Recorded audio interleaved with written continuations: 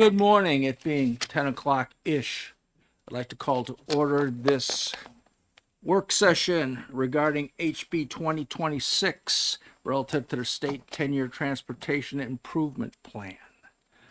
I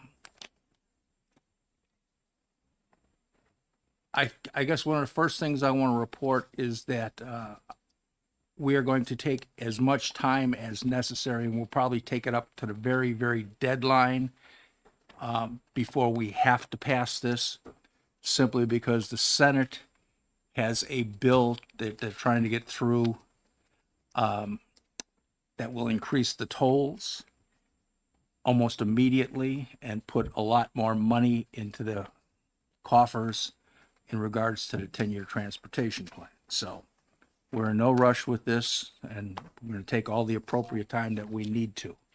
Having said that, in case the Senate bill does not go through, I hope you've all had time to study everything we had last week.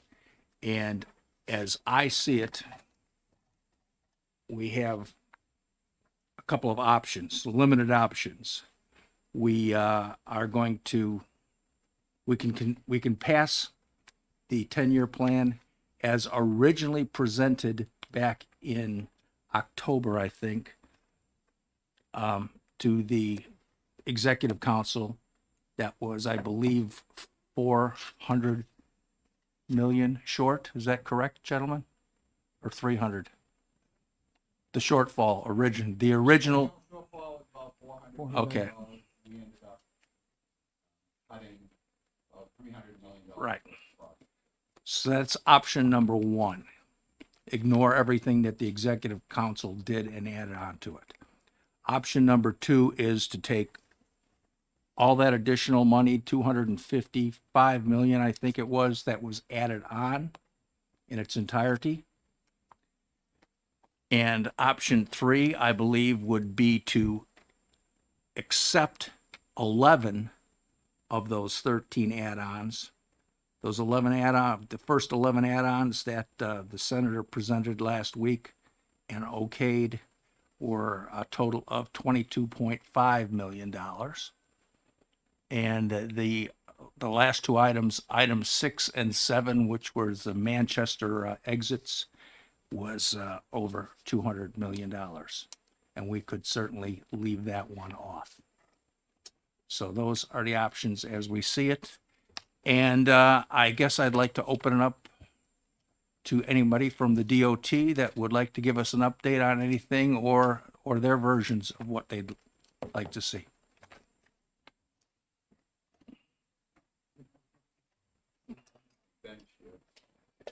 Yeah, we never know what we're going to get in this room. It's always a mystery. I guess, first of all, William Cass, Commissioner with the DOT, as well as Toby Reynolds, Director of Project Development. We're here really to answer any questions on what we presented the last time or any questions you have. There's no real updates. I think, Chairman, you characterized it very, very well in terms of some of the choices there. And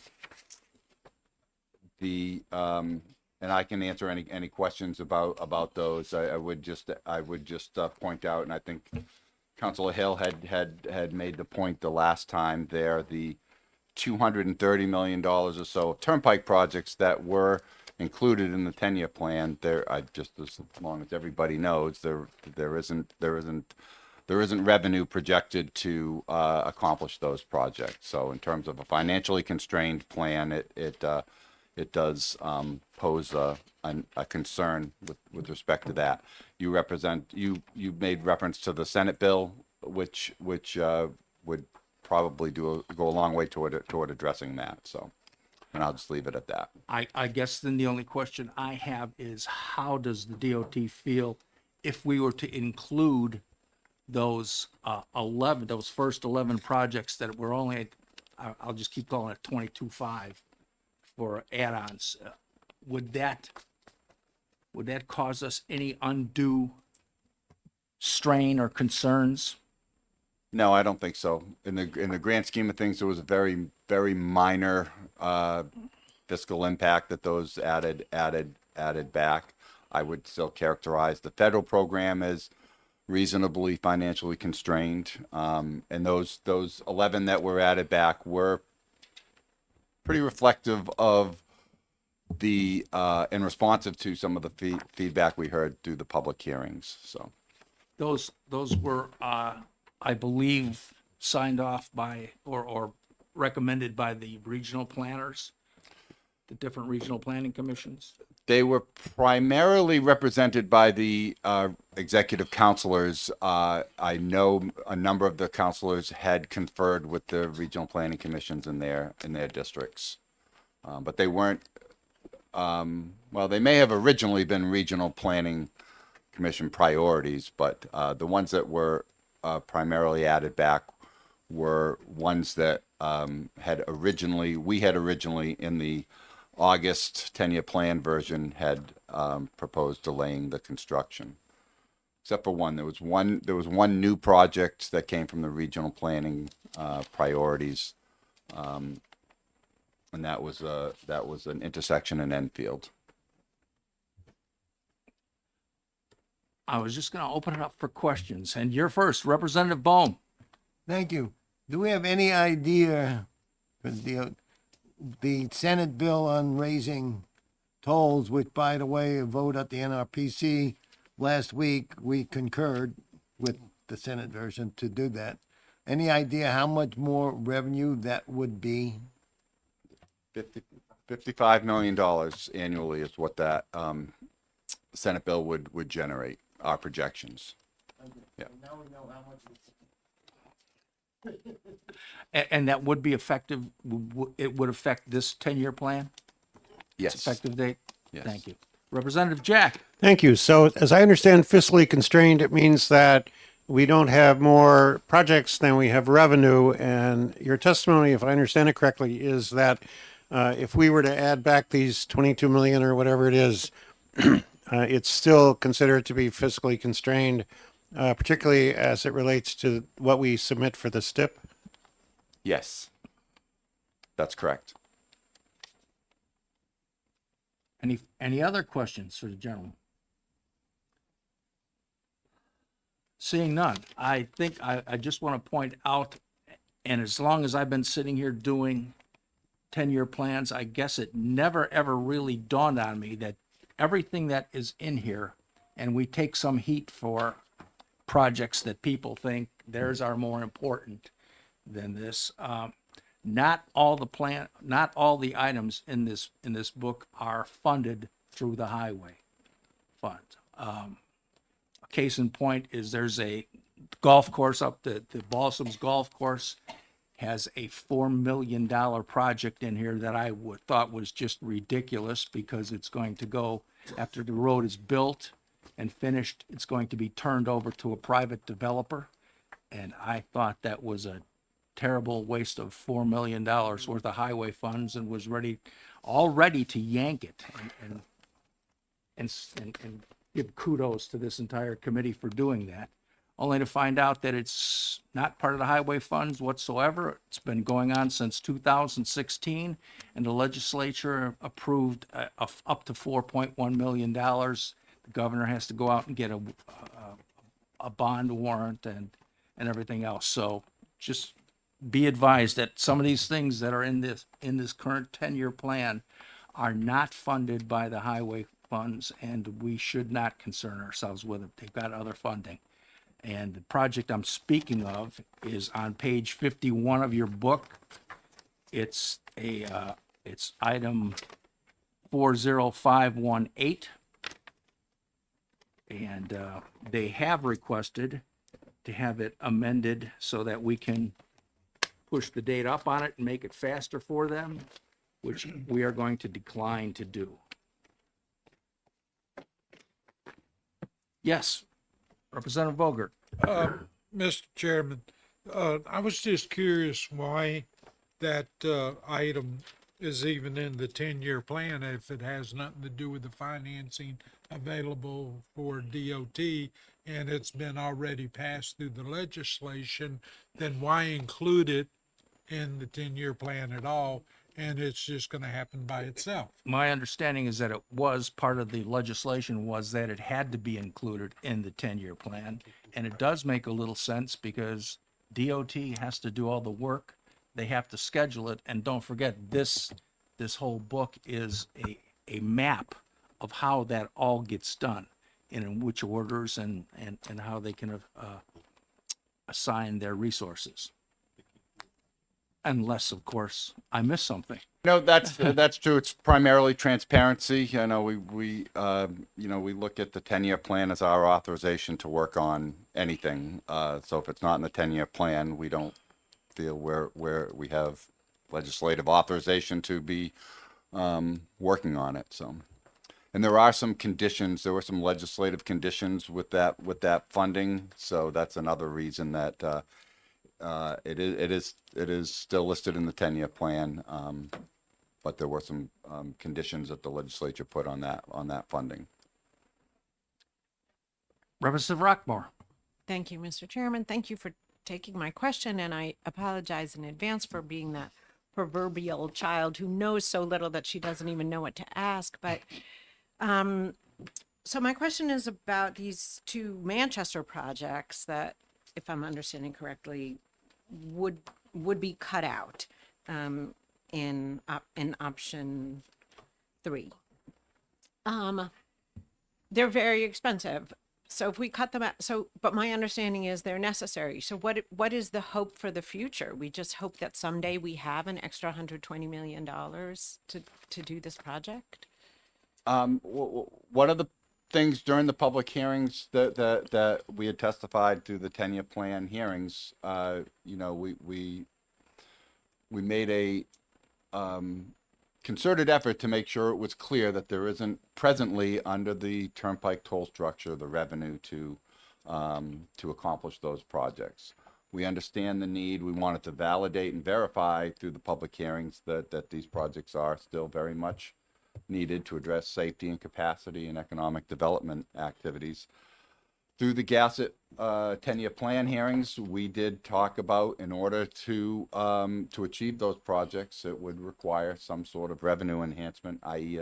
a toll increase to accomplish them. And we had given a generalized range of what such a toll increase would entail. Again, through the Gasset process and the 10-year plan approval through the executive councilors and the governor, that toll increase wasn't felt to be appropriate or supported at that time. But as Representative Mills noted, there is a bill in the Senate Transportation that is, discussing raising the tolls that would facilitate some of these projects. So it comes down to it really comes down to, sufficient revenue to be able to do them. And we do have, but we collectively as a state have the opportunity to look at the toll rates to set them to accomplish this work. That's what we choose. Thank you. Can I make one more certainly clarification? Because I do want to make sure it doesn't get lost, because we skipped over it pretty quickly. And that's on page 15 of the presentation from last time. And it's germane to what the Public Works Committee may want to consider and do. So one thing that we went over fairly quickly was, if these Turnpike capital projects aren't funded, if they aren't done, if Senate doesn't pass a toll increase to accommodate them, we have programmed in this book about $75 million of federal funds to take care of Redless Bridge needs on the I-93 corridor through Bow and Concord. If there is a funding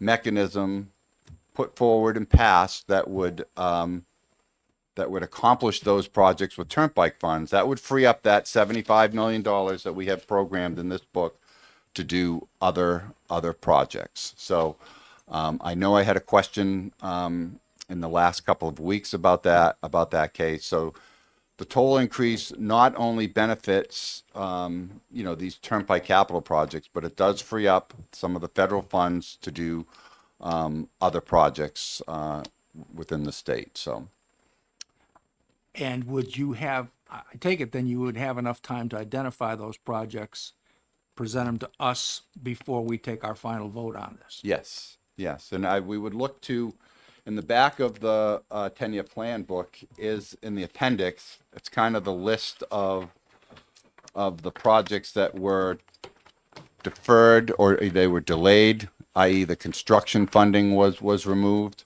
or the projects were taking out, they were in the 10-year plan and they were taking out to meet financial constraint. We would look toward this list to prioritize what would get added back in, or what would potentially be, could be further programmed with that $75 million. So I just wanted to make sure that was clear. You have a list in front of you. We can do we can take and make a recommendation, but it would kind of come from this list of projects. And we would tend to look, where those turnpike projects are very resource heavy in the central part of the state, Manchester, Concord, we would, tend to look to, try to fund projects in other areas of the state, whether it be the North Country or western part of the state, to try to offset or at least balance that toll increase. And let's just say, I'm going to give you, for instance, we take this to the absolute deadline when it has to go to the Senate, and we still don't have a list or anything from the DOT. We can go ahead and pass it as we want, and your projects can be added on the Senate side when it goes through, when they have to okay the 10-year plan in the transportation department, correct? Correct. And if House Public Works wants to kind of weigh in on that, you could, I would presume you could put a conditional kind of approval. If this bill is passed, if revenue is here, these are the projects that we would recommend get included as kind of a conditional thing. Representative Cludier. Okay, thank you, Mr. Chair, Mr. Chair, I'm sorry, Commissioner Cass. This is more to the chair. What is the absolute date that this committee has to report out the 10-year plan? I was so afraid that you were going to ask me that because I don't have that answer. Okay, Well, I will get it. Representative Brown. Thank you, Mr. Chairman. And I guess along those same lines, I was getting to this before you pointed out the list in the back. I know for a lot of people that are going to be voting on the Senate bill, and a lot of people in the House are going to be looking to support or not support that bill, that these projects would have an impact on whether or not they would vote for that bill. And the $55 million that you're coming up with the increased toll based on that bill, that frees up that 55 million of that $75 million worth of projects. So you'd still have certain amount of those projects that you'd have to prioritize as well. So I don't know why, for me here in this committee, you wouldn't say which projects. I know you get a lot of projects here, but I wouldn't want to see right now, for instance, if we get $55 million more, we have the ability to do this work. These are the ones that we'd want and why we would want them. That would certainly make it easier for me to vote for something like that. Sure. Thank you. Certainly. And we could provide such a prioritized list. I mean, we have some thoughts that we'd be certainly willing to come back and share if that would be the committee's desire. We're probably going to have another work session like this next Tuesday, so would that give you enough time to put together that list? Yes. Okay, thank you. Anything else? Representative Edgar. Thank you, Mr. Chair, and thanks for addressing my question. I might be a little confused, but the 55 million will be tolls, so wouldn't that be used on the turnpike, or does that free up other money somehow? How does the switching the money around work? Yes. I apologize if I'm throwing too many numbers around. So let me put it like this, play out a scenario. If the toll increase was passed, that's estimated to generate about $55 million a year over the course of 10 years. In the 10-year plan, that'd be $550 million. That would go a long way towards accomplishing both exit 6 and 7 and parts of Bow Concord, at least the priority pieces. So if we knew that if we knew that there was a funding mechanism and parts of Bow Concord were going to get done, we have right now in this plan. So we put this plan together under the assumption that there wasn't turnpike revenue to do those projects, and we have Red List Bridge needs in the I-93 in the Concord area that have to get done. They have to be addressed. So if it's not going to get done, if Bow Concord isn't going to be funded and done with turnpike funds, we need to address those Red List bridges. And we have programmed about $75 million in the default 10-year plan to accomplish that work under the presumption that there isn't turnpike revenue to do the Bow Concord project. So if the toll increase is passed, that would give a revenue stream that Bow Concord could get done with turnpike funds, and it would free up the $75 million of federal funds that we have programmed currently in the 10-year plan to address those Red List Bridge needs. Does that answer your question? Yes, it does. Thank you, Commissioner. Sure. Thank you, Mr. Chair. You're quite welcome. Any other questions, concerns? Does anybody else in the audience wish to speak? You're remarkably silent this morning. Is that because I already told you no? Just observing, Mr. Chairman. Thank you. Okay. All right. Thank you very much, gentlemen, for your time. Certainly. So can I just ask, so we'll be prepared at the next work session to come back with a recommendation and Correct. for that. Very good. Thank you. You're welcome. Excuse me, Mr. Chair. Yes, Before I Representative leave to Cludier. go to another committee, I'm looking at the calendar. I believe if I read this correctly, according to the deadlines, the last day to report all House bills is Thursday, March 19th. So I don't know if we have to wait for maybe a possible toll, and this is a possibility that we may need to suggest we might hold this bill to give its final approval. I think we can get everything else ready. Thursday, the 19th, Yeah, this which is what means I we'll read probably according to House exec it on Tuesday, the 17th. Okay, and that's fine too. And hopefully we will have an answer. Well, there's our target date, the 17th of March. All right, thank you. I need to go to another committee for a few minutes. Representative Faulkner. What is the possibility of having an alternative committee report that one would have a recommendation without any toll increases and one that would? That's what we're going to be working on the Okay, next couple of and- weeks. And will the House have that? Will the House be voting on the Senate bill before that, before we have to do a final vote on the 10-year plan? We don't know yet. We don't know yet. That's why I asked and made sure, if we pass it on the 17th and we haven't included any of these extra the Senate, when we turn the bill over to the Senate Transportation has the opportunity Adding them back in. to add them back in with an amendment.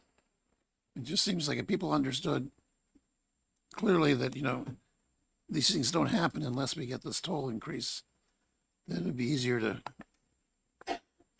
explain the toll increase to the, I think a lot of the people do understand it from all the Gasset hearings that I went to. I just think that it might be the big corner office that needs to be convinced.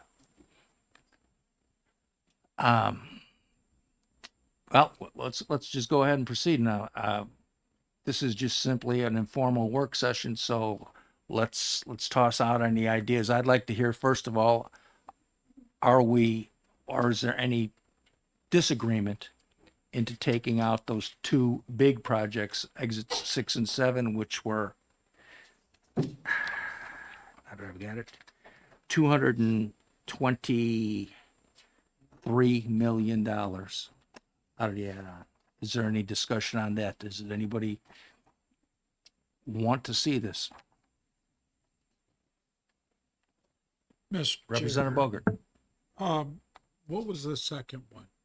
The first one was the 6 and 7. That 6 and 7 is actually two different projects. It's actually one. The two I'm talking about are one complete project. It's broken into two phases. Oh, okay. The last two. We don't have fun.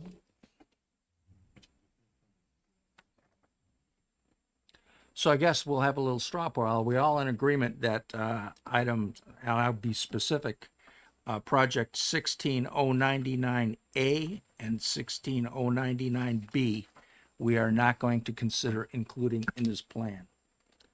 Just a show of hands, yes or no? All right, thank you. Hold on a sec.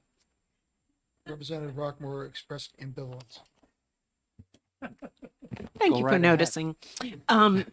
So my ambivalence is just rooted in my understanding that we're considering cutting this project because it's very expensive, not because it's really expendable as a project. It's actually quite necessary as a project.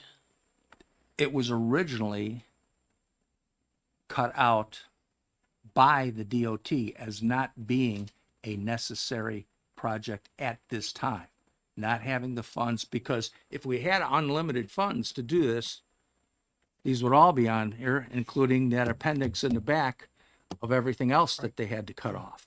So these were all dropped off originally as not being fundable at this time. So now, and they're still not. These are still not. That's why I asked specifically if the other 11 projects, which only come to $22.5 million, could be included without breaking the bank. This is a bank buster, shall we say. Does that answer your question? Would you like me to ask for a revote? No? Okay.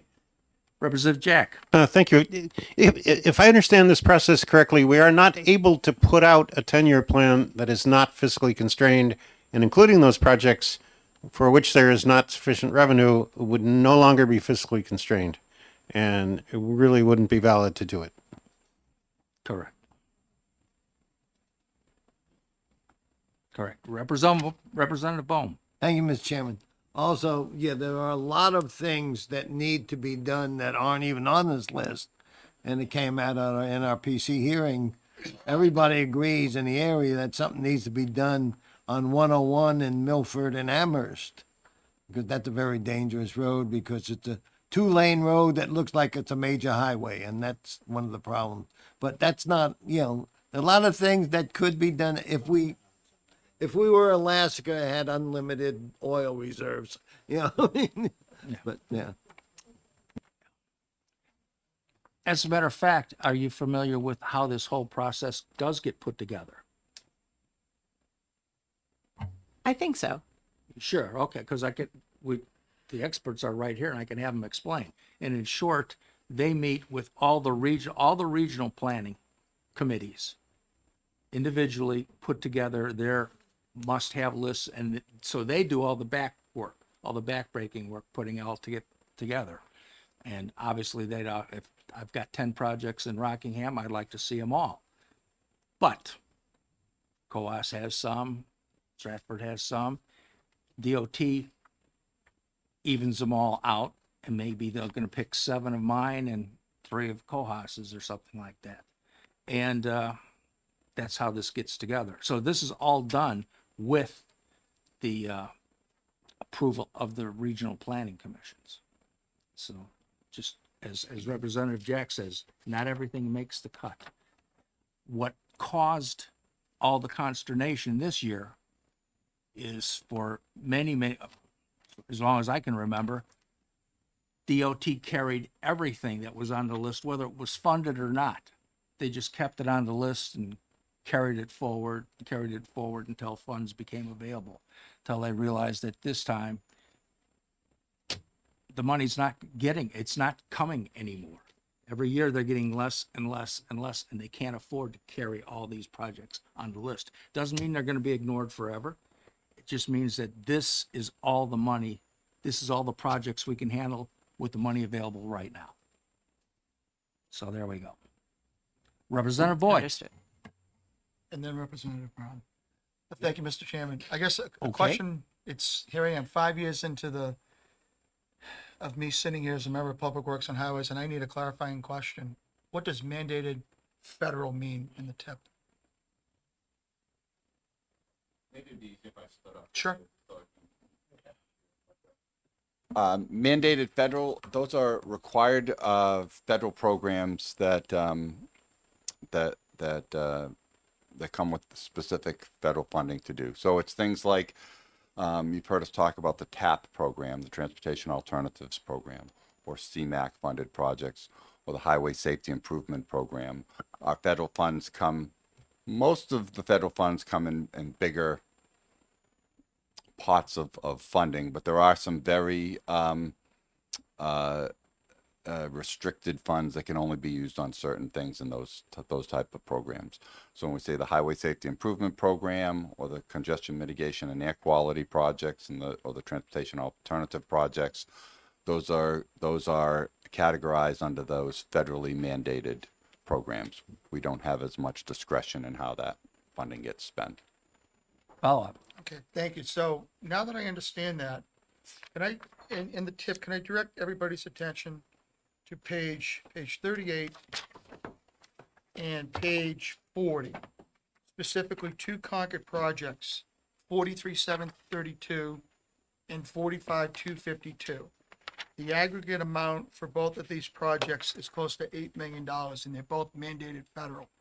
But in me looking in the grand scheme of things, of understanding that for me, it's about roads and bridges, and building a boardwalk over a wetlands or a multi-use path between a road and a town line, to me, doesn't rise to the level to some of the other higher concerns, especially when we've been, as Representative Rockmore alluded to, exit 6, exit 7, some of the other projects that we're trying to negotiate right now, Mr. Chairman. To me, these two projects don't stand out as a particular need. So I'm trying to understand if it's not necessary, can those fundings be allocated and pivoted to another project, or is it because we're locking in a match with the federal funding? That's why this is in the 10-year plan. I think it's the latter. So these type of funds, whether it's the TA, that's Transportation Alternative funds, or on page, I think it's the next page, 39, if it's the other Concord one, 40. you'll see that's Page 40. page 40. Yes. Okay. They're both TA. There's another Concord project, 44,298, on the top of page 39.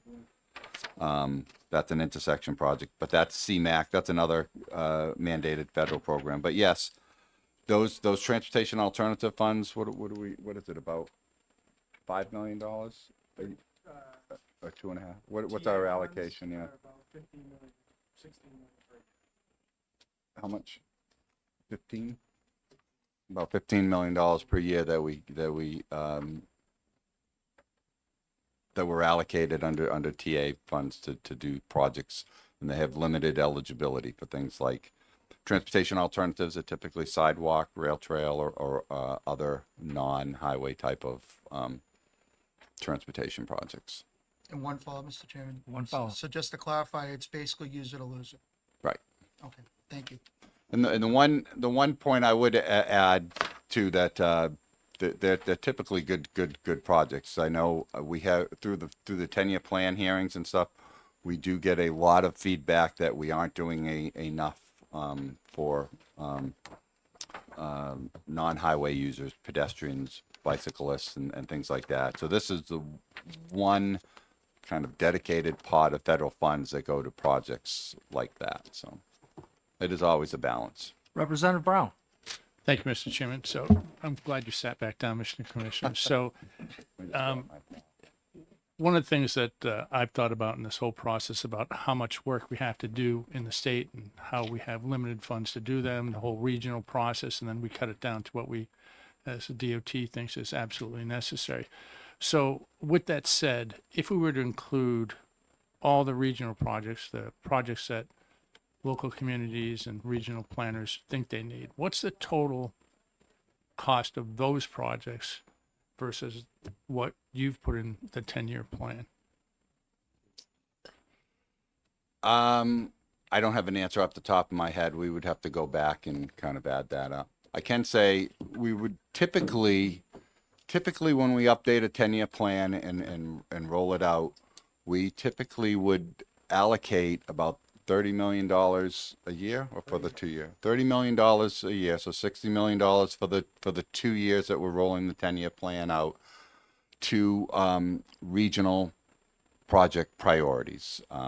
We usually take the 1 or 2 highest priority project from each regional planning commission and try to include and fund that. This update of the 10-year plan, because we were looking at financial constraint, because we were looking at being over programmed, we couldn't include any of the regional planning priorities. We were cutting projects to meet financial constraint. But that's the order of magnitude that we would typically fund in an update of the 10-year plan, about $60 million toward those regional priority projects. It's not a direct sub-allocation, but we give a lot of deference to those priorities. Follow up, Mr. Chairman. Follow up. So what's the total amount in the 10-year plan right now? This one? For the overall 10-year plan, including everything that's in here, it's about $4.5 billion. Okay, and so let me just complete the process if I may. So we're 60 million short on what we think that we should probably do, right? Out of that percentage. If we were to do all the projects that we thought we should do in the state, what would that total dollar amount be? I'm not saying you've got the exact number, but just a range. I'm just trying to figure out, would it be double, 25% more? What would it be? You want to take a stab at that? I don't know. I will say that we hear from the regional planning commissions that they have way more needs than what they can fund with even the $30 million a year that we would typically use for a budget number for the regional planning commissions. I typically review many of the projects that they submit, and then they also will have an ongoing list of other unfunded projects that they're tracking in their region. And the list is quite extensive, but I wouldn't dare guess what the total would be across all 9 planning commissions as far as what their backlog would be. I don't have an order of magnitude. But for round numbers, Representative, when we started this 10-year plan, we had to cut about $400 million of federally funded projects. So that's a baseline. We weren't able to add regional priority projects, which we typically do, to the tune of about $60 million a year. So a reasonable baseline would be that $450 or $460 million of identified needs that aren't able to be funded. And that's not addressing, like Toby said, some of the other needs that we know are out there but haven't been fully identified. Thank you. That answered my question. Sure. Appreciate it. Yeah. Anything else? Yes, Representative Edgar. Thank you, Mr. Chair, and thank you, Commissioner. Seeing you brought up TAs, are you maxed out on those now? Because one that I was interested in, was cut out. I know there's a lot of those safety things. I think it's hard for me anyway, to push real hard for certain things. But if there's money left over in that account, versus going after, cutting something out that's safety.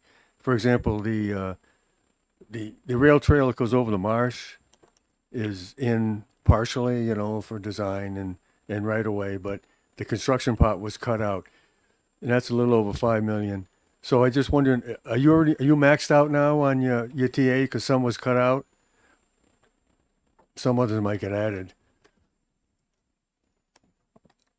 I think that the interesting thing about the rail trail project through the marsh is that wasn't a TA project. That was a regional planning commission priority that got included. So there was some discussion. We had brought it up after the meeting in Hampton there, where it came up talked with Dave Walker from RPC and stuff, asking, if there isn't regular federal funds to do this to meet federal constraint, are there other TAP projects? So in the priorities that are being done.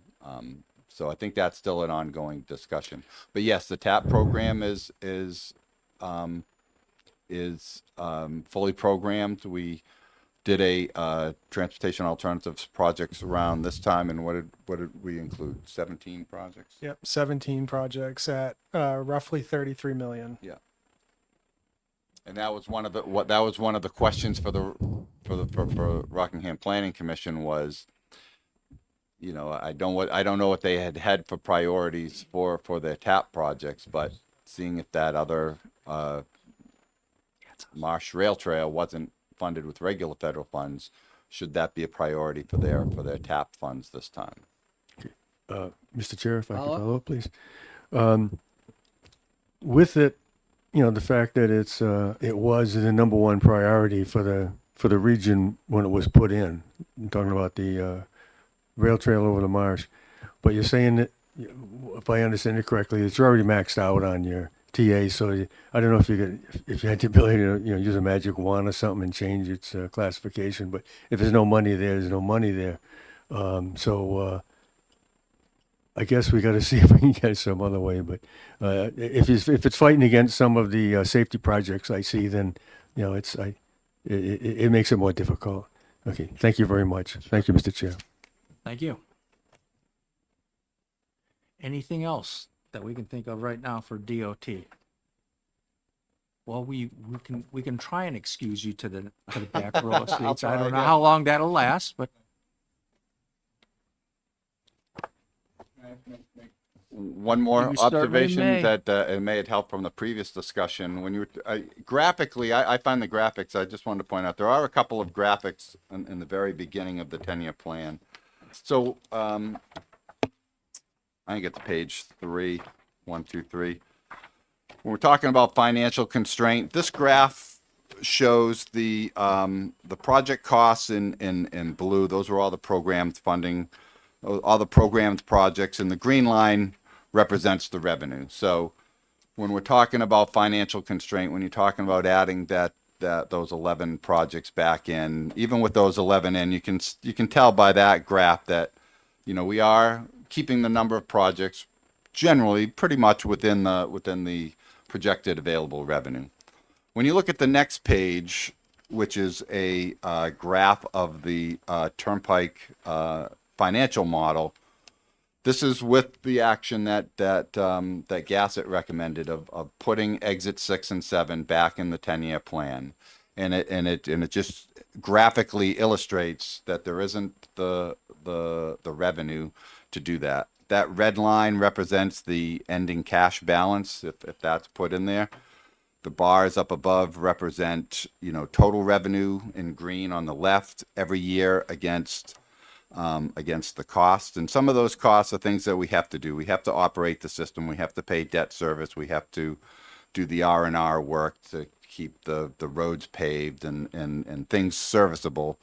And it's typically that blue piece of the expenditure bar, which is the capital projects that get funded last in the waterfall. So just the debate you were having before about financial constraint in the federal and your questions, Representative, about the Turnpike project. I mean, this graphically illustrates, I think, what you had pointed out, Representative Mills, the order of magnitude of the differences. So I just wanted to make sure you had that in front of you. thank you.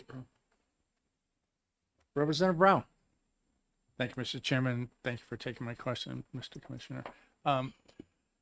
So with this proposed Senate bill, how would this line change? I mean, can you update that for the next meeting? Yes. Thank you. Certainly. Thank you, Mr. Chairman. Thank you. Has it? You should have got out while you had a chance. I should have, yeah. Representative Rockmore. Thanks. My question is about the alternative programs, that there are these abbreviations with asterisks for alternative programs. alternative funding programs. Is there a key to those abbreviations? Like a key that would tell me what CMAQ means and what TA means? With SAH? Past years, we have had one for the committee.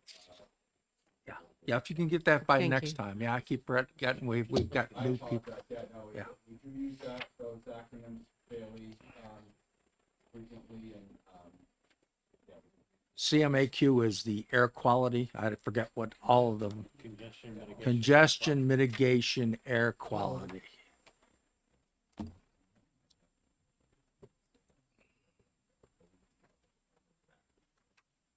Representative Faulkner. So, I think what might also be helpful is just sort of examples of what kind of projects would fit into those categories, so.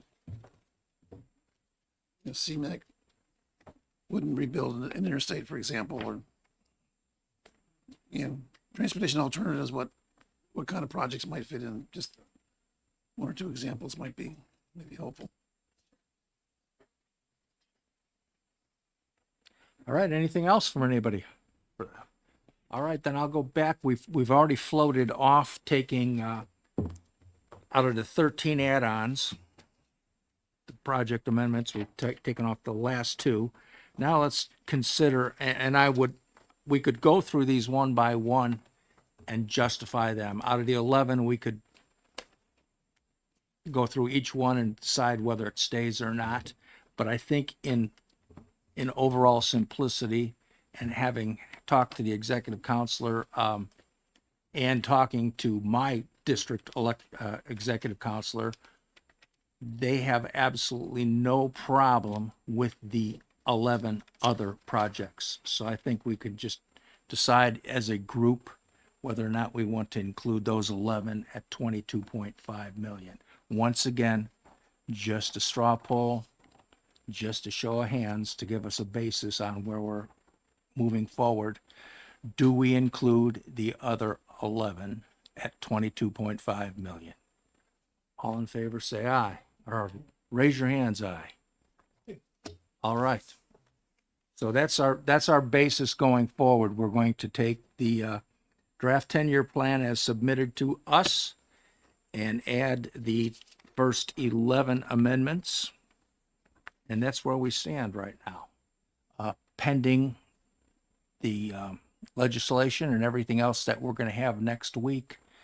I think we've gone about as far as we can this week, unless anybody's got any further questions. Representative Jack. So that's equivalent to, since the blue is the delta between what went into Gasset and what came out, that's equivalent to removing the last two projects from the book. Correct.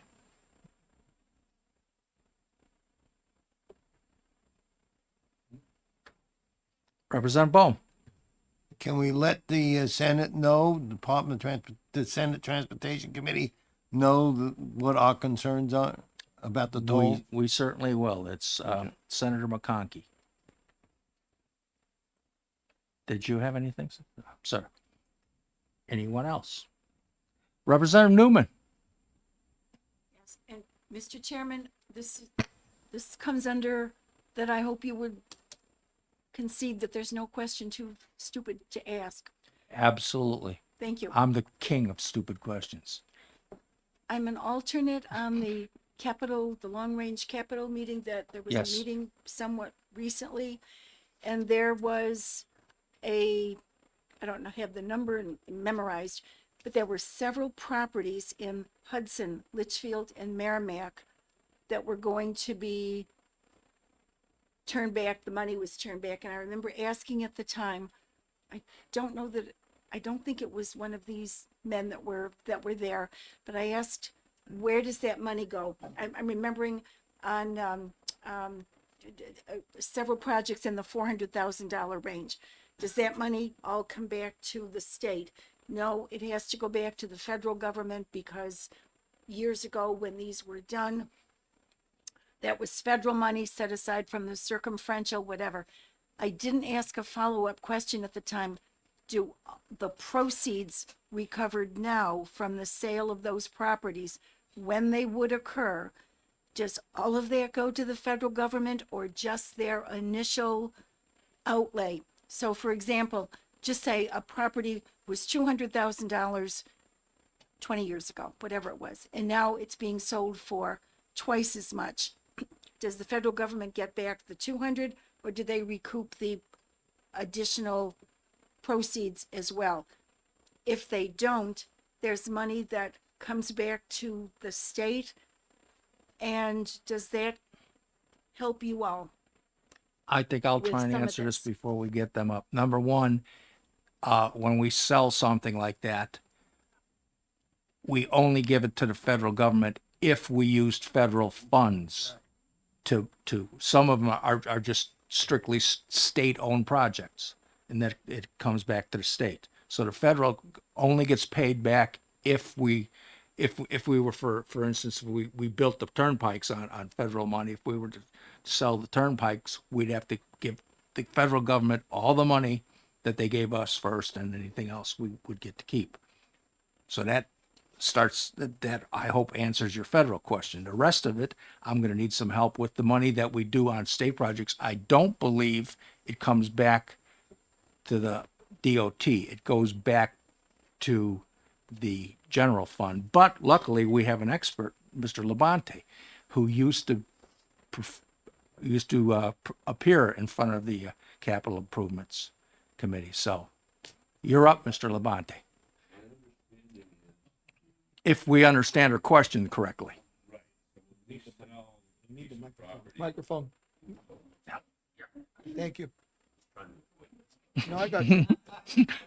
You try to avoid it. We gave up that battle a long time. So my understanding is that when we sell a piece of property, it, the money goes back to federal highway. Like, for instance, if we sell a piece of property that we bought with 80% federal funds, 80% of that goes back to federal highway, and it's used for future New Hampshire projects.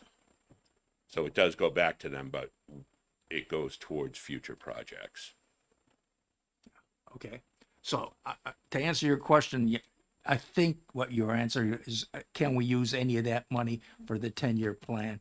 And I think the short answer is no. Okay. Follow up? A follow-up? So if properties were acquired with federal money back in the, I'll say the 1990s, 89, 90 time, and now the property has an assessment of $400,000, it wasn't assessed for that way back when, so where? My understanding, and maybe you could We're correct me. obligated to get fair market value. Right. Right. So if we bought it for 100,000 and we then sold it for 200,000, 160,000 would go back to federal highway. And you would keep the, We'd keep our 20%. all right. Thank you for the question, because I didn't know that. I thought we only paid back the original amount that was borrowed. Not to my understanding, no. Okay. We pay back. We're obligated, and that's by state law, we're obligated to sell it and receive fair market value. And that's our rules with federal highway as well, too. It's fair market value at the time of the appraisal and sale. Okay, so we do, okay. Yeah. It's just to be clear, so we bought something, $100,000. 80 of it was federal, 20 of it was ours.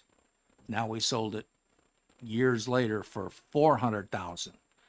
We don't give just 80,000 back. We give 80% of the 400,000. Good deal for the feds, but that explains why we haven't, yeah, okay. These point is valid, though. I mean, it doesn't necessarily go, it goes back into the federal program. And Programs. it's still New Hampshire's federal program. Right. So it doesn't go back to Washington per se. It Right. stays in the state, so. Representative Faulkner. First of all, I'd just say that Representative Newman's question was actually very good. But I think that understanding sort of the scale of it, it does go back into the program, but how much do we get back in terms of sold properties as percentage of the whole program is it? Is it just rounding errors, or is it a significant sum? I'm sorry, I'm not sure I understand the So question. for all the money that we get back from the sale of surplus property, some of it goes into the highway fund, some goes back to the feds. Over the course of 10 years, is that going to be a significant contributor to the total program, or, approximately what is the scale of Based of on, that? and I could be corrected, yeah, I wouldn't Yeah, say. no, years ago, one of the things several years ago, when we were trying to balance the budget, we had budgeted $5 million of proceeds. We had trouble hitting that target, so, I won't say it's negligible, but it's not a significant part of the program. And I go back to, like I said, I remember several years ago, we had, budgeted a line item in our budget of $5 million of revenue from sale of surplus land. And, we were tracking it. We had a hard time meeting that because it's so variable. We may have a large piece of property. You had mentioned the circumferential highway, which we're taking some effort.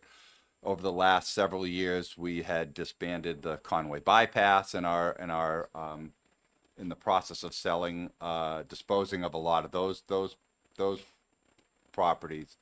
But by and large, it's not that it's necessarily random, but it's not really budgetable in terms of how much volume of property sales and associated surplus revenue that we receive. So. Representative Edgar. Thank you, Mr. You guys Chair. are doomed to stay in those chairs. I can tell you. Well, these are great questions and good answers, great answers, and it generates more. So now, by one of the examples, we just sold something and we gave 180 grand back to the feds. How do we access that?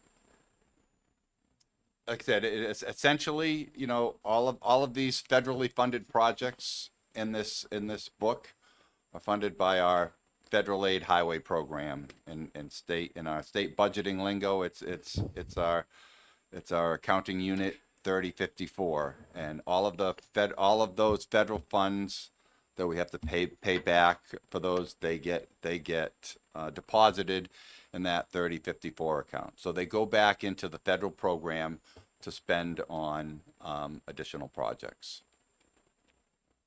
So the additional projects, I got some here. How do I access that now? Yeah, exactly. And that gets to Representative Faulkner's question. It's not really a budgetable amount to plan on.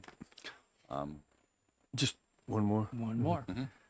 So basically, the feds give us money at different times. So now we're giving some back to them, the 180 grand. So now they have 180 less thousand that they have to try to figure out to give us because we just gave them back some. They're not going to give us any. In other words, do we get it? Correct. That's correct. Yeah. So it's just it's like dealing with the Three Stooges changing money. It's, Yeah. by the time you're done, you don't know what the heck happened. But so it really doesn't help us, but I guess it don't hurt us either. Right. Thank you. And I would point out that we have a very dynamic program. I mean, when we're advertising projects, there are some projects that come in, bids come in higher than what we had estimated. Some come in lower. So through the course of the year, there's always ups and downs, and that's the same way with some of this incremental surplus property sales that in terms of either offsetting those projects that the bids come in higher, or maybe a little bit of savings at the end of the year that gets rolled over into the next fiscal year. But sure. So what we have accomplished today is gotten to the basic where our new beginning. Our new beginning is we've agreed to the 10-year plan as submitted to the legislature, and 11 of the 13 items that were added on, which really means that we're just taking out those bottom two. And unless we have any other questions for the DOT, I'm going to let them go so that we can soon recess this hearing. Representative Faulkner. The question I have we discussed the issue of including both Concord Bow and the Manchester intersections as a block, either both in, both out? We haven't, only because it wasn't put to us this way. This was just an add-on, and obviously if we know we can't afford one of them, it would be foolish to discuss affording both of them. Right. So, I mean, if the toll revenue were increased enough to cover both of them, would we put both of them back in? Well, there's only $55 million is what I heard, and this one is 250. But over 10 years, 550 is what we're talking about. Over 10 years. At this point, I don't think discussing putting both of them in is fruitless, because the money is just not there. And it won't be at all. Anything else for DOT? Anything else for this committee today? Any questions that we have moving forward? Because if not, I'm going to dismiss this work session. We are dismissed for today's work session. Thank you. We will schedule this for next Tuesday at 10 o'clock, and depending on how much more information we get, it might be a very, very short session also. So.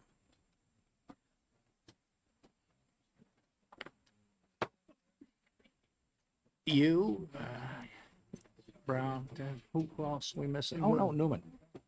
If you guys want to start that one early and do it informally, I got no problem. So that you open it up at 1 o'clock and dismiss it at 1:05. Well, Representative Rungerson here, she wanted to be here. Well, she'll be here at 1 o'clock. She'll be here 1 o'clock. So you guys are here and do some work if you want to. Yeah. I don't mean to sound ambivalent, but yeah. Just need to get my ass in gear. Take 15, take 20, like I said. Break for lunch. Do we have the ability to cut anything at Iceland? Cut anything? Yes, I'm being serious. Yeah, we have the ability. It's the reason why I asked the question. It's tone deaf to have two projects, even if they're federally funded. People are going to say, "What are you spending $7 million on shit?" Oh, you mean those two projects? I know I can't, but I'm just saying That's the kind of, well, That's the it kind of- depends on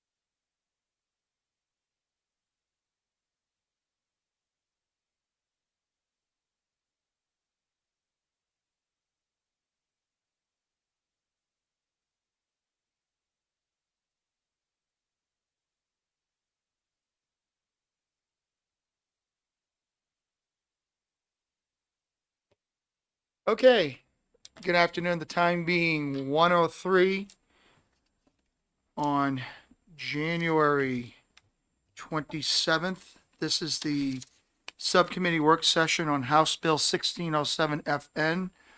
The subcommittee is made up of Representative Sue Newman of Nashua, Representative Ellen Rockmore of Hanover. That's right, Representative Brown of Molten Borough, and myself, Representative Boyd of Merrimack.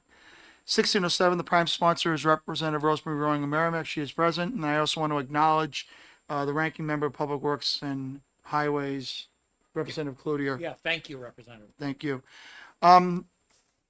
There's really no set agenda for the listening audience and to the committee members here.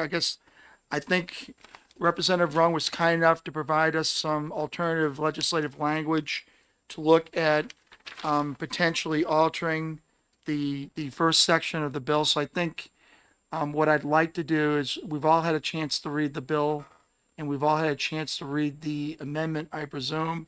So I think what I'd like to do is move forward and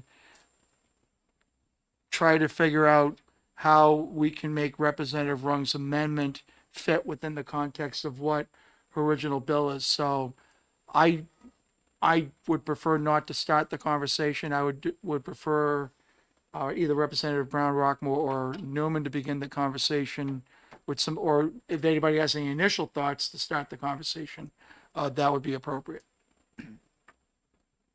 So Representative Newman. Sure, I would just start by, this is what I had printed at home about from the RSA.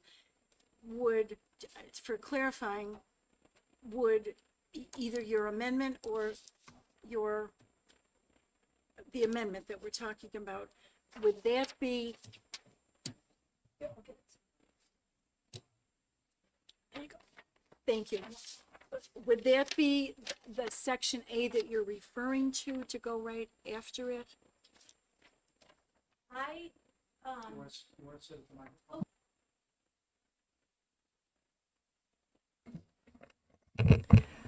I don't know, Representative Newman, because I approached OLS for an amendment that would ensure that this bill would not be considered an unfunded mandate.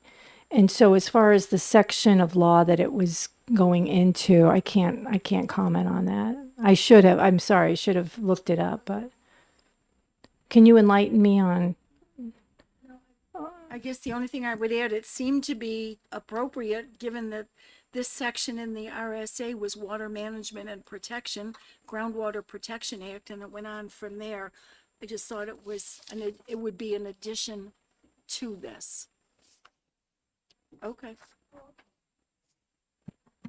I thought you were referring to the amendment. I'm sorry. Well, oh yeah, 485C. No, it does. I think that's an appropriate place because I think any administrative rules fall more under that RSA, that it's more appropriate to be under groundwater management. Yeah. And Mr. David Niels from DES is here too, if there's any other questions, but about that. But the real purpose, as I mentioned when I introduced this bill, is to put into administrative rules some controls over salt storage, as that is a source of groundwater chloride contamination. So focusing on the language of the bill and working off of Representative Run's amendment, one of the things that in looking at things, and I'm sure what all of us here have looked at in light of what Chairman Mills, the local control piece is, making sure that, communities have some quote unquote local control over managing their best practices regarding rock salt. So my immediate impression was that the part of the language in the original amendment was cumbersome in terms of dealing with the local control piece. The second part that we should really consider that would give maximum flexibility for communities is to have, and also private businesses as well, I should allude to, is that, are we going to make this a date certain? Like, is this going to be a phased in approach? Is there going to be where the department in question, which is obviously Department of Environmental Services, is this going to be, I apologize, is this going to be onerous on the department in working with municipalities that want to begin the process of having some type of a storage facility for their rock salt? And how is DS going to be able to work with those communities in such a time frame that they would be quote unquote compliant with what the bill is trying to accomplish? So, was there any thoughts on that from any of my colleagues?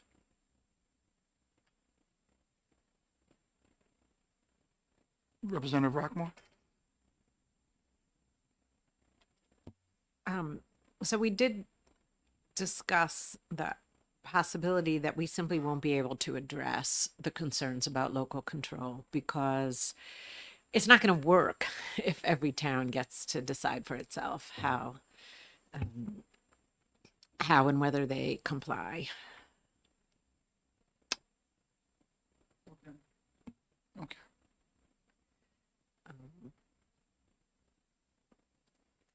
But I think there was also agreement that setting specific dates for compliance could help with the bill's passage and could help with compliance.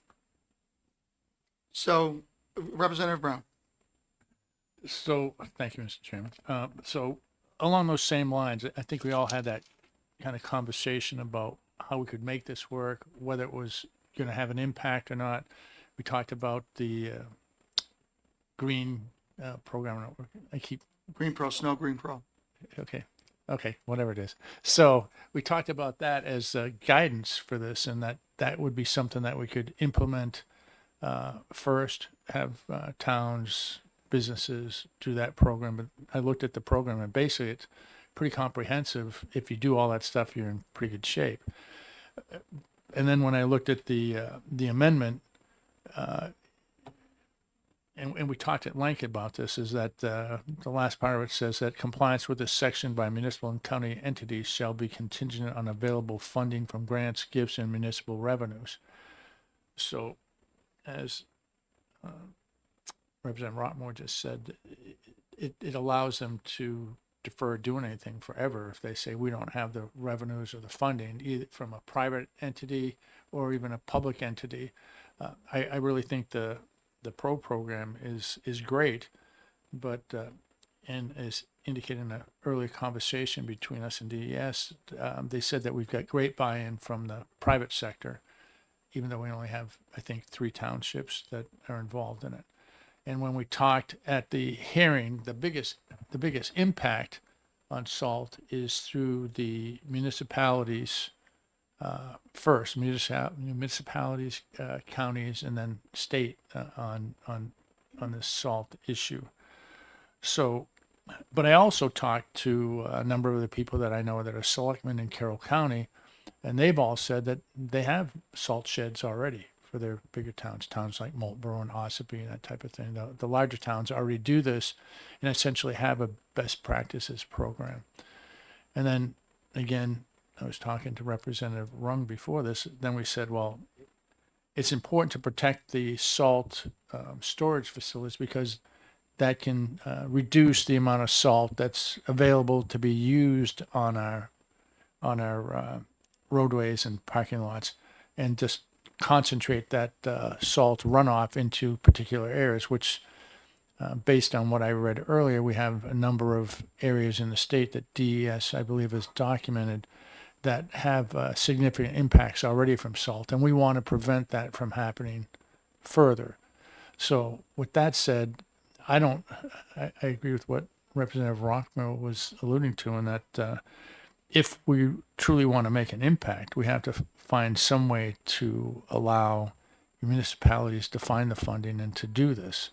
And I know we've talked about unfunded mandates on just about every bill we talk about in the State House, and I just don't know how to do that without a funding source for this. So those are a lot of the issues that we've talked about earlier informally, and if we truly want to impact this, I think we would have to consider making some of these programs mandatory over time. I don't know what time period that would be. As Representative Rung and I spoke earlier, the fact is that these issues are at a critical stage for impacting our groundwaters in the state already, and some areas are severely impacted already. So what do we do? Representative Rung. I mean, I'd love for it to be mandatory, but I am also very sensitive to the unfunded mandate concern, and I'm trying to find a consensus. But I want to get to a couple points. One, as far as local control, I'm a huge proponent of local control, but I don't think this really applies because groundwater contamination, even most surface waters in the state, straddle different municipalities. So you could have, a town like Merrimack, ours is covered, but if we have a community next door, let's say Amherst or Milford, that doesn't, they could contaminate our groundwater through no fault of us. So I do think this is a state issue. It actually, you could even almost argue it's a national issue. But I also want us to think that there is another bill that's being heard in Ways and Means. It's sponsored by Representative Darby, and I look at it as almost a companion bill to this, where it's setting up a surcharge on bulk salt sales, and that the revenue from that goes into a salt mitigation fund. So if that bill passes, there's the funding for any community that needs, and any community that needs funding to build this shed, or any type of mitigation, if it's a certain culvert or collection, things like that. The also advantage to Representative Darby's bill too is that it's because salt is coming at a higher cost, and I'll tell you, it's really cheap to begin with, but since it is going to be coming at a surcharge, I would expect municipalities, the state, and private contractors will be more judicious in its use. So they would be more careful about oversalting. Plus, with the Green Snowplow program, I mean, there is a growing momentum to be very thoughtful about salt application. So I see both bills will complement each other, but they could still survive on their own. And that was really our intent when I discussed with Representative Darby about this bill, that we need both of these, but should we hopefully get 2 half loaves passed rather than putting all of our efforts to getting a whole loaf passed? It may not. So I hope that addresses your, and I do, I mean, Representative Brown, I mean, this is something that should happen, but I think getting something into statute is better than nothing. Thank you, Representative. Representative Brown. Thank you. So along those same lines, these fees or whatever are going to be put on per pound of salt or whatever, I assume, that money would be used for mitigation or for implementation of systems that would prevent the impact on the groundwater. Do you know? My thoughts are that it's used for salt mitigation. So anything that would prevent salt from contaminating soil or water would be an appropriate request for those funds. But I don't have the bill in front of me. I'm sorry, I don't. But I don't know if Mr. Niels knows about that bill. Are you familiar with that? Yeah. Could you come up to the mic? Don't say thanks. Sorry about that. Thanks for expanding on that. My name is David Niels. I'm the administrator of the Watershed Bureau at DES, and the question was in regards to, I believe it's HB 1810, which would establish a $4 fee per ton on bulk salt sales. And the intent, as I understand it, of that bill is to establish rules and a grant program at the at DES that would be available for salt mitigation practices. So the example here of putting a cover over a salt storage facility would be certainly one of the intended uses of those funds. Yes. Thank you. So anything that would be proactive would be covered under this, basically, is what you're saying. That is my understanding of the intent of the bill, and we would be developing administrative rules that would further define exactly what things would be eligible for those grant funds. But that, I think that is a very clear-cut example of one of the intended uses of those funds if Okay. they were to become available. Go ahead, Representative. So would those funds be available to private entities too? Yes. Thank you. Anybody else? Okay, Representative Brown. Okay. So while you're up there, how do we get this Green Pro program to work better? I know we talked just a few minutes ago, just informally, but how do we get that to work? Like you said, it's successful with the private entities, and how would we, I guess, within the guidance of this bill that we're trying to do, that Representative Rung is, how do we implement those guidelines? Because we're talking about regulation versus the guidelines. I mean, when I looked at the guidelines that you have there, the Green Pro, looks like it's probably everything anybody would want to help prevent this problem that we have in the state. So, do you know where I'm going with this? I think so. All right, thanks. So your question is really about how do we make the Green Pro snow program more widely used by municipalities? And I think the answer to that is really awareness, because it has just been available to municipalities for about a year now. So we've had 3 municipalities over the past year apply for and become eligible and part of the Green Pro Snow program. It's been in place for probably close to a decade for private entities, and I think we have, I'm going to say 500 plus entities that are part of the private Green Pro Snow program. So 2 follow-ups. Go right ahead, Mr. So, Representative. so with that, how many entities from the private sector do you think this Green Pro program should be using it? And how many entities are out there that really should be availing themselves of this program? 500 to me doesn't seem, I know we're a small state, but that doesn't seem like a lot compared to the number of small landscapers that I know that apply salt for the town or for even privately. I don't have a good answer for the number of eligible contractors. Okay. Sorry. All right. So then the next question is, this is a voluntary program. And I know we don't want to make these mandatory unfunded programs. So I know you've thought about this for a while, I'm sure, even though you weren't originally the person scheduled to come here, right? And I thank you for doing that.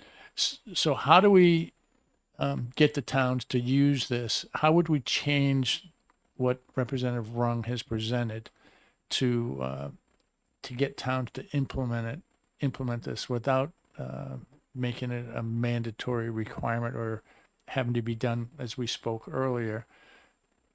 We said, well, if we want to make this happen and it's such a critical issue, why shouldn't we make it mandatory and say, okay, we're going to give these towns, I don't know, a year or 2 to figure this out, get the funding set up, and then have them implement it? I mean, from the perspective of just getting it done,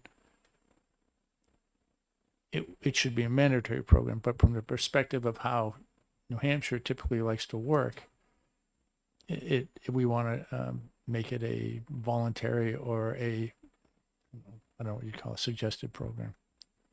Thank you. Okay, thank you for your question. And again, I think your question is about the availability of the Green Pro Snow program to municipalities and how to increase participation in that. And again, it's only been available for a year now, so I'll go back to making aware of for municipalities to participate in the program. There is a cost associated with becoming Green Pro Snow certified. So there's a registration cost, and that's an annual renewal fee. The other cost that perhaps is more germane to municipalities is the time that they have to allow employees to go and participate in the training programs to become part of it. So I think that's the challenge there. And while it is a great program, without a requirement to participate in it, I'm not sure how popular it will become. I think we've seen that the private participation in the Green Pro Snow program has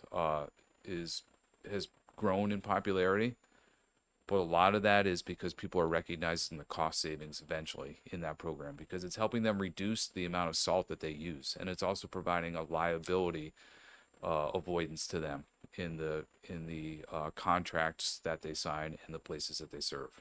So I don't know if that's the answer you were looking for. So there's time and cost is both in terms of the payment of participation in the program and allowing the municipality employees to go and participate. I mean, actually, that was great. So I appreciate that clarification on it. So, so you talked about the cost for towns, the cost for private entities to go to this. Can you tell me, is it a cost per individual, or is it cost, what do you think, for a township to say, okay, we get to send 10 people, or we get to send 2 selectmen and 1 town engineer, and a private entity, we get to send 2 people for whatever our fee is? I mean, how's that work? So this is where my attendance is falling short from Mr. Landry's attendance, because he's very familiar with this program. Yeah. I don't know what the cost is. I could get back to you on that for Yeah, sure. that would be great, because it sounds like, there's a cost, I assume. Do you have the training here in Concord, or where is that training?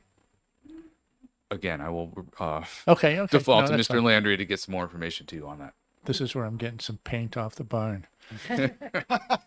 So based on what you're saying, it probably entail. I'm just guessing. Again, you can get back to me on this. So I could probably look this up online too, what the whole program entails. But I would think that you'd probably have to send a couple of people per town engineer, maybe the head guy from the road crew or whatever, to go, so that they get trained, and they can come back and train their own people. And then with a business, same type of thing. They'd have a couple of people come to make sure they were aware of the program, right? I believe there's a cost for a group or a cost for an individual. Okay, and you could get back to us on that. Absolutely. Okay, thanks.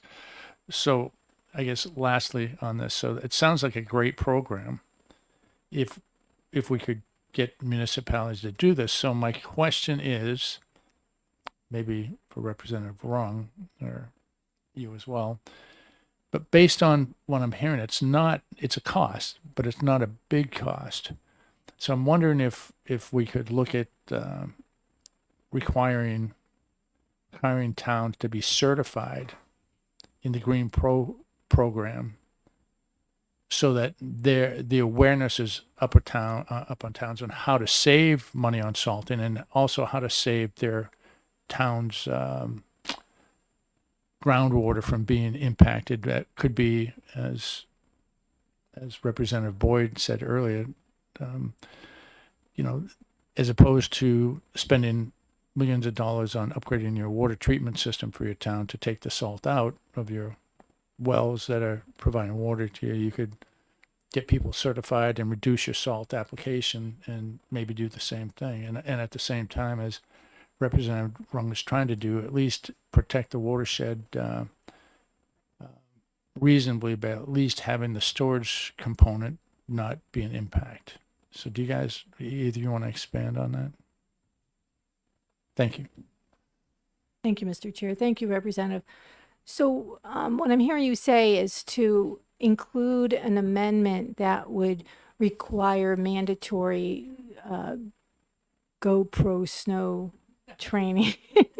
Certification. Green Pro snow, Green Snow Pro training in the bill. So it would not just address storage, which it does now, but it would also include training of those salt applicators. Correct, because I think we're trying to make this so that basically enabling legislation, so it would give towns an opportunity to make their choices on how to address the problem that we have, and maybe a mandatory certification by their town engineer, road agent, or something like that would take care of a big portion of the issue that we have here, and at the same time reduce the cost to the towns by making sure they apply salt correctly. Although a lot of the guys that are town engineers or road agents are already engineers and have an idea about this type of thing, I would think that the certification process would give them more current training on it. I know when I went to engineering school to be a civil engineer, I didn't have any salt application training myself, but there's workshops for that type of thing for town engineers and stuff too. But I'm wondering if that is a more reasonable approach to this and get to the same solution. And I'm just thinking out loud, this is a work session. I'm trying to figure out how to get to the end result without having it be a significant impact to the towns or to businesses, or if you are going to be a commercial applier of salt, that it's a requirement for you to do that in the state of New Hampshire. Mr. Chair, if I Go could ahead, respond. Rep- So Representative.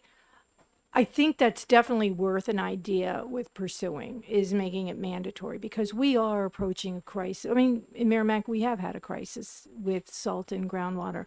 However, I would prefer to see that as a separate bill. The reason is the one key element that's in the Green Snow Pro program is the limited liability. And how that would be, what you're really proposing is really two bills in one: mandatory Green Pro Snow, and then, storage of bulk salt. I'm not sure that they should be combined, because some of the real advantages and the motivators of one are not the same as the other. They both will go a long way to protecting our ground and surface waters, but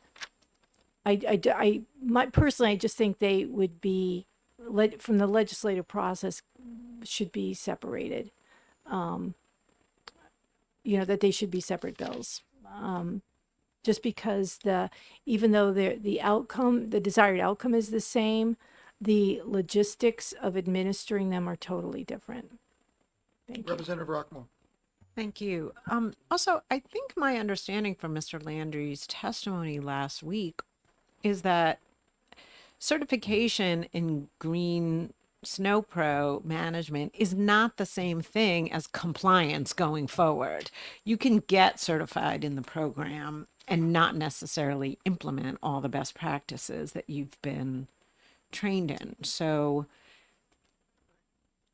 as I understand it, getting certified would not necessarily be the same thing as complying with the best practices in salt storage. Is that your understanding? That's what I would think, but I would defer to Mr. Niels on what he thinks. Yes, thank you for your question. I would agree with you on that, and that just because they're trained in best practices doesn't necessarily mean that they're implementing best practices all the time. You would hope that they were, but certainly there's no guarantee that they are. Representative Brown. Thank you, Mr. Chairman. So along those same lines, I'm kind of, as these folks know over here earlier conversation, I'm a devil's advocate about a lot of stuff. I play the worst case scenario, but in this case, I'm playing the best case scenario. Why wouldn't we just say this is a problem that we have with salt, in that the storage is one issue and the certification is another issue, but it's addressing the same end problem, and that we should be able to, I mean, I've heard of attaching bills to non-germane bills before, so at least this is germane. But just, that was kind of a statement. But going back to the Green Snow Pro program, I'm going to kill whoever came up with that name. Just kidding. But if they're a certified town, right? These are certified towns, right? Wouldn't they have to implement these best practices? Again, this is Mr. Landry's area of Okay. expertise, but I would say no. They are certified in it. They are afforded the liability, the limited liability of it, and you would hope that this would trickle into their best management practices of daily use, but there's no guarantee that they would. Okay, so quick follow-up on this as well. So they have limited liability as a result of being certified, right? Correct. So how can they have limited liability if they've just been trained in the implementing the program as was outlined? I would I want the results. You know, it can be certified, but I want the results if I'm going to give you limited liability. Excellent question. So you would hope that they were doing that, and if they were to be sued, they would have to show that they're using best management practices in order to be covered by that limited liability. So Okay. that is up to them to follow those best practices. Okay. Thanks. Representative Newman. Yeah, just following more or less in the same vein, when on the letter that we had from January 9th from DES, it gave the estimates of the salt used so far by commercial contractors and the communities and whatever. So from the first sentence, current estimates of winter salt applications in New Hampshire are about 1 million tons annually. So going to the bill that Representative Darby has with a surcharge, that's like $4 million if per ton. Could, in addition to mitigation possibilities with that fund, would that also be a source where communities wouldn't have to spend their own money if they're strapped with a lot of other things, to be able to send people to the Green Snow program? Yes. Thank you for your question, and that would be our intent in drafting administrative rules. Yes. Representative Rockmore. Thank you. Because my question is about the drafting of administrative rules. My understanding is that Section 2 of 1607 directs the DES to draft, to create the regulations. So my question is just about what's entailed in that process. I sort of got the sense, correct me if I'm wrong, that the best practices is a pretty good first draft of the regulations. Like, do we think these regulations might be a 4-page fact sheet, or are we thinking a volume of the CFR? Thank you for your question. I think, are you asking about 1607 and the implementation if it were to pass? How would DES would craft- go about crafting the regulations. Yeah, that's a really good question, and I don't have a great answer. And in my mind, I'm thinking that it would require some sort of inventory that we would do, some set of timeframes that a municipality or private entity would have to comply with the statute.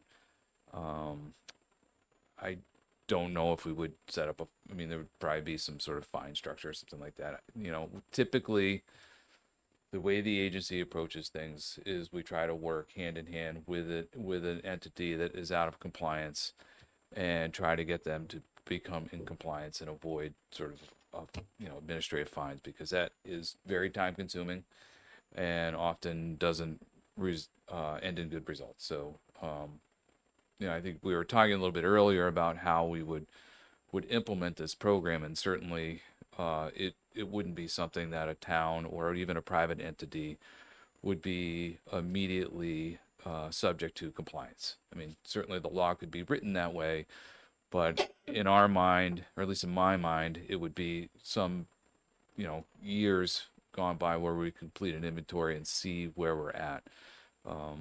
The other thing is I do think we lose track a little bit here on we're focused on the municipalities in our discussion a lot. And I think somebody brought up the fact that a lot of municipalities already have salt storage facilities. There's probably not a whole bunch of them that don't. I'm sure there are some, but there are probably a lot more private entities that are they have a contracting business, and they're doing what they feel is the right thing to fulfill their contract, but their salt is stored in a manner such that it makes it subject to potential ground or surface water contamination. So that was a very long-winded answer. Apologize for that.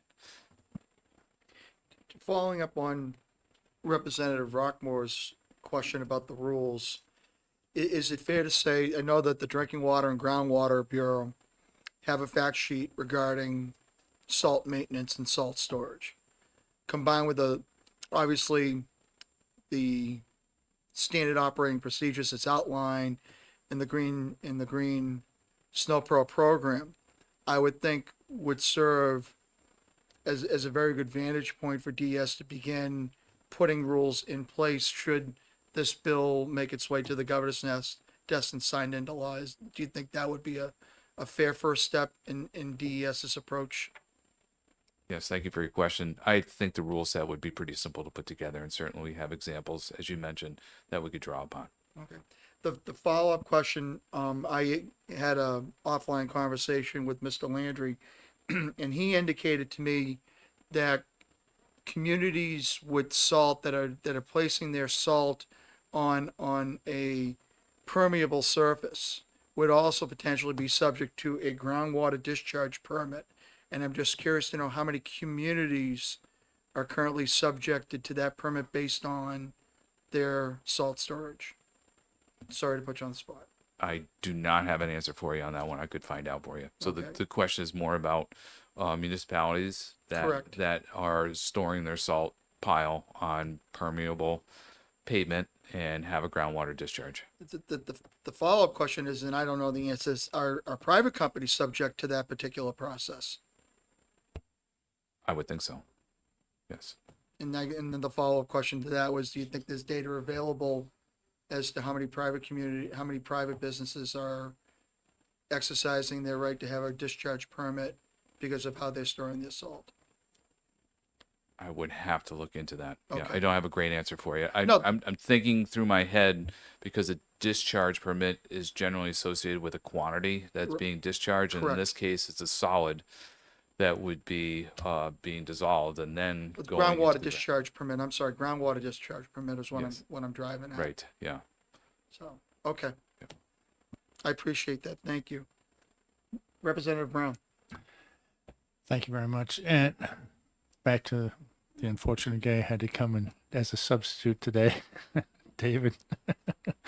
So in your discussion before with Representative Rockmore, you talked a little bit about the administrative rule making, and it sounded like the initial stuff would be pretty easy, but to really get it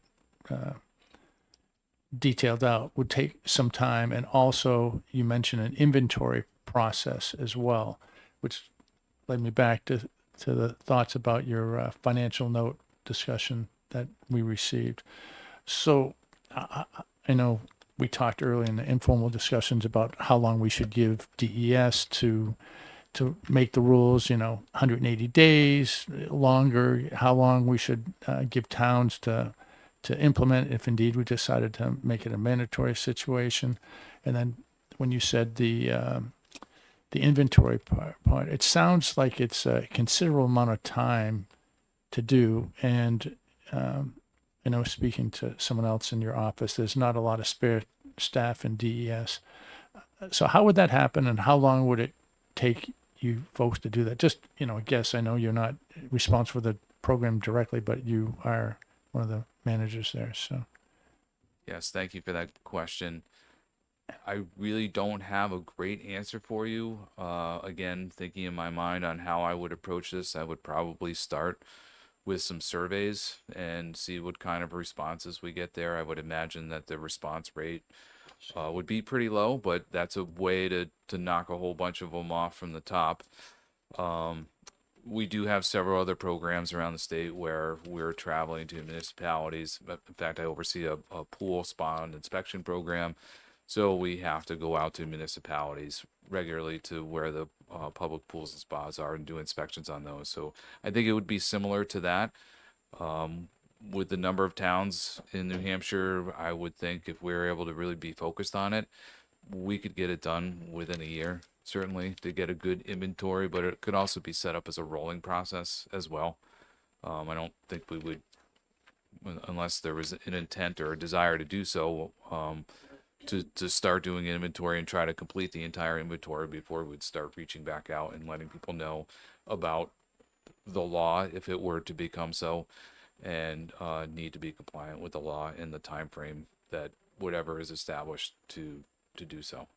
So a follow-up. Representative So, Brown. so in those regards, certain towns have a whole lot more road miles than others. So they would probably have a bigger impact. I would think that that would be something that you'd probably establish as a priority to do that, since it would impact higher impact. Oh, so you're asking about road mile, size of town, and amount of salt usage? That would probably be a good way to approach it, prioritize things, absolutely. Yes. And do you know how many towns, I know somebody knows this, I don't know it, how many towns are there in New Hampshire? Gosh, 238, I think is the number. Okay. So 238, so you'd have to make 238 visits to do it. So again, I know you're not familiar with this, but we talked about if we did do legislation, what would the appropriate time would be for DES to promulgate the regulations that they would have to do 6 months, a year. I mean, I don't know. Again, thank you for the question. I think this would be a relatively simple rule set, the way I look at it. So we could probably get it done in 6 months, certainly a year, without a doubt. Yeah, Okay. I mean, just knowing that the process that, that would add time to it. So we could get the draft rule set done in 6 months without a problem. Okay. Thank you very much. Representative Rung. Thank you, Mr. Chair. Another source that might be low-hanging fruit, especially if Representative Darby's bill passes, is we're going to know who sells bulk salt, rock salt, and ask them who their customers are. So at least we'll know where the salt's going. That might be some place to start if we talk about prioritizing things, is the current purchasers of bulk salt. Representative Rockmore. Thank you. You may not be able to predict this, but okay, so let's say DES creates these regulations in 6 months or so. Now, you say most towns already have salt storage facilities. So my question is about what percentage of towns will have to make radical changes to their salt storage in order to be in compliance? Do we know order of magnitude? I don't know because there's been no inventory. I also think that, and this is just what I would predict, is that towns that store a lot of salt, and I'll use Merrimack as an example, we're pretty much an average town. We have proper storage, and I think towns that do use salt at that scale, they do have a lot of roads, they probably already do store it because that's an investment. They've spent money on that, so they want to protect it from loss. I think the towns that are going to be most impacted are the very small towns that don't use much, or they may rely more on contractors to do salt applications. That's just what my perspective would be of who would be impacted. So if we're looking at small communities or small contractors that would need to comply with this, we're not talking about, $100,000 salt shed probably. It's probably not going to be that what we would consider that much of a cost for them to properly store the salt that they use. I mean, if this was the city of Manchester and they didn't comply, yeah, they would probably have to make a big investment. They probably have multiple locations where they store salt. But for a small community, I would not predict it would be a large facility that goes up to the upper limit that DES predicts would cost. Thank you. Anybody else? Mr. Niels, is it conceivable that you can be able to provide deliverables to us by Friday of this week, or is that a little eager? Thank you for your question. I guess my question back to you is, what sort of deliverables might you be asking No, well, for? the I don't want to question- overpromise. No, the questions that were addressed to you that you didn't have answers to, do you think that's something you'd be able to provide by Friday? Yes. Okay, perfect, thank you.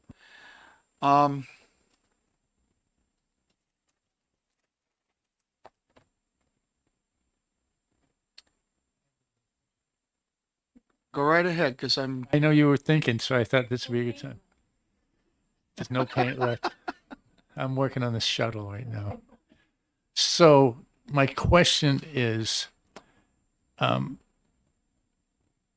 we don't know who has a problem with salt sheds right now, how few or who don't. But everybody I've talked to and every place I've seen, there's salt sheds all over the state. So, would it be appropriate for DES to start looking at inventory while they're out there looking at saunas and whatever else anyways, just so we have an inventory? Thank you for your question. Certainly, we could start doing that if you'd like us to. Well, I'm just saying so that we have a better idea on the magnitude. I don't think anybody else knows. I don't think there's too many people going out there looking at that. Yeah, I think the getting an answer to the question inventory is relatively straightforward for a municipality. Yeah. You know, we would be able to talk to the town and Yeah. probably not even make a ride there. Right. It's the challenge is really those commercial applicators, Yeah. which is really going to take some riding around and some investigation to get names. Well, of I guess businesses. from my perspective, when we had the testimony initially, the biggest potential issues are with the municipalities and the counties. Right now, they're the biggest users with the potentially biggest impact. And I think that we have probably the most direct control over them to impact that first, is my guess. So, and I'm not saying, I'm expecting to do that today, but I mean, while out there, it's obviously something that DES has concerns when we're talking to the towns. We might be able to at least look at that to see, because I feel like I'm at a loss for almost like the urgency. Well, everybody I know has those. All the towns I've been through, I've seen salt sheds. Not that I'm saying I'm looking for salt sheds everywhere. And the contractors that I know, I'm a civil engineer, I've done a lot of work in the state. They all have proper storage, I would think, with even at the Walmarts and places like that where they do temporary storage. I've seen that, but I know also there's other places. So the last thing I'm getting to is, like, with this last storm event, I heard people on the news saying, "Oh, well, we've ordered in 200 tons more salt for the storm. We've ordered this much salt for the storm. We're going to be ready." And I'm sure that salt didn't go into salt sheds. So I don't know whether we would have to have requirements for temporary storage either, that would still be on impermeable soil, but say we want at least tarping or something like that, because these events are going to happen, and we don't want DES or people go out there and say, "We need to fine you because you didn't do that," and you get a 3-day snowstorm, and we're trying to do the right thing for public safety at the same time. So that's one thing I'd also like to make sure we have in those regulations, the ability to have temporary storage with proper controls as well. So, thank you. So, thank you, Representative Brown, for me to continue my thinking process while you were asking your question and making a statement. We need to have something delivered by February 11th. And based on, and I'm going to defer to my colleagues over here, based on where I'm sitting right now, I've learned some new things. I'm looking for some answers for some things. And I also think that there's some things that we might be able to get there. And I gotta be honest with the prime sponsor. There are some things that I'm thinking about that I don't think we can get there. I really don't. Public Works is going to be meeting next Tuesday. We have our 10-year plan hearing continuing on. I'd like to continue the conversation at that particular point, and hopefully we can get to a point where we actually potentially could have language that we can present that following Tuesday to the committee, so that it can be, depending on how it all transpires, so that it's brought to the House for a vote. So that's kind of like where I'm thinking about this right now. I would be advantageous for your thoughts. I agree. Representative Rockmore. Yeah, thank you. I would like to hear what your concerns are that you are not optimistic about It's not a getting question resolved. about, I've listened to David's testimony and Representative Rung and I, we've talked about this. Thing that I'm we're all in agreement that this needs to be mandated at some particular level. I guess I'd like to have I think there needs to be a bit of a conversation as how are we going to put a time frame on this? Mr. Neal's alluded to that rules is probably going to take 6 months. I think if we want to give DES the benefit of the doubt to put together a set of rules, a set of criteria that makes sense for the municipalities and the businesses, then I think we need to revisit the duration piece regarding the compliance piece. I know we've gone from 180 days to 1 year, 2 years. I think we really need to think about that, which is why I'd like to take the remainder of this week for all of us to think about that particular piece and I hate to use the word sympathetic, but to be sympathetic to DES, the fact that they're going to have to create a set of criteria that they're going to have to implement. And I think having a duration piece in place and making sure that duration piece balances correctly with our municipality and our businesses, I think we need to be really cognizant of this particular fact. Because I mean, let's be honest. I think if we do this and we get language and we get it out there, this is bold. We're really being proactive on trying to attack a particular problem that, and I'm biased, like Representative Rung, I'm biased. This has absolutely had an impact on a major aquifer in my community, and I certainly do not want to see other communities have to go through the same experience that my community has experienced. So that's kind of like where my head is at right now. We've got a little bit of time, and I'd like to be slightly cautious and use it. If you'll excuse me, Mr. Chair, members of the committee, I have to leave, but I'll talk with you maybe, or just keep me informed. Absolutely. I'm going to have a meeting next week. I'll try to be here either before or after a meeting. Your presence was valued, Ranking Member. Okay, Thank you. Thank you very much, Mr. Chair. Safe travels. So then can I ask one more question Absolutely. of DES? Thank you. I thought I heard you refer, I'm asking for clarification, that sometimes DES regulations may themselves have deadlines built in for compliance. So for example, DES might say, well, to build a shed like this could take 6 months. So we are going to build into the regulations that compliance has to begin 6 months from now. Yes, thank you for your question. Practically, I was thinking it in terms of municipalities and town meetings and such, and having to have a warrant article and raise funds like that. So I think it would be a situation where if we were to find I'm going to use a municipality because it's easy right now, that had a salt pile that was uncovered, we would probably, obviously it's a long ways down the road, but it would probably be a year to become compliant, or maybe even more than that, depending on the way the inspections go, the inventories go, the schedule of the town meeting. I think we'd be pretty lenient on that. Okay, but would it be in the regulation itself? So would the regulation itself say,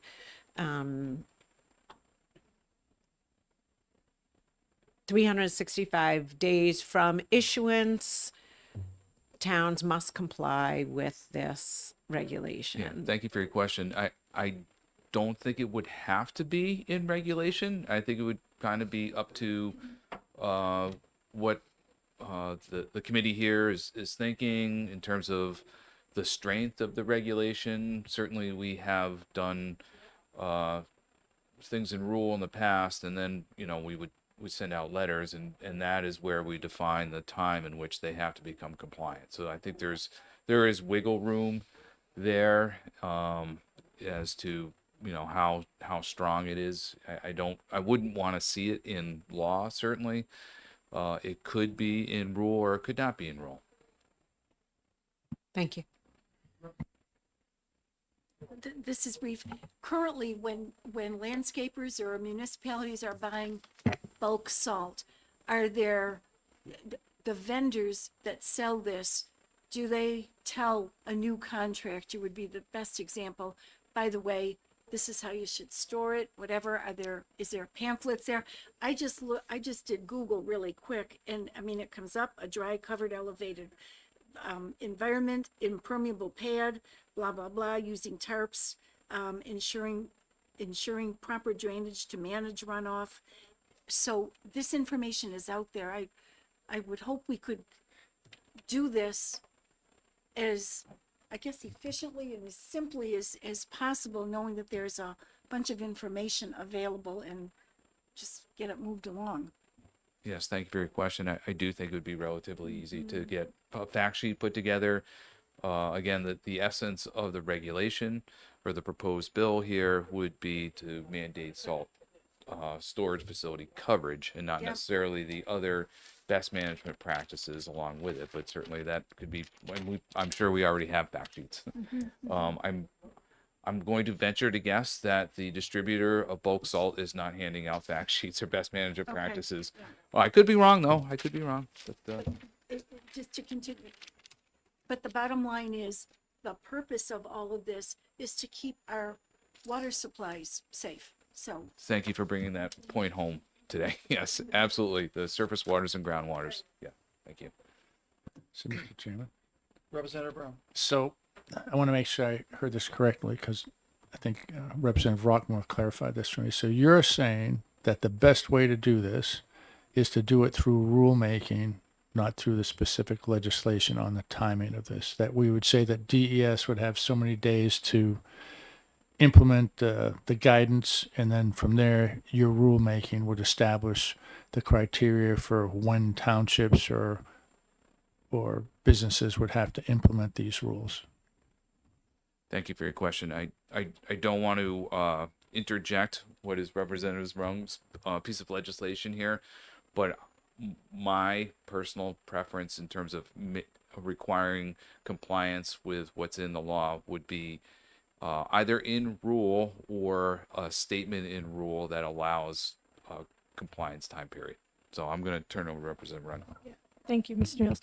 No, and I agree. As I mentioned when I introduced this bill, there are variables. There are things that we don't even know now. There could be new salt application chemicals that get invented. So I would rather have it in rulemaking because it allows for new information. It also allows for different soil chemistries throughout the state. I mean, they may prioritize an area where there's more percolation to the groundwater than in other areas. So I think they're the experts as far as the science goes. So, and I think I would rather have that drive through rulemaking than through legislation, because we could put something in statute this year and it could become obsolete in a year or two.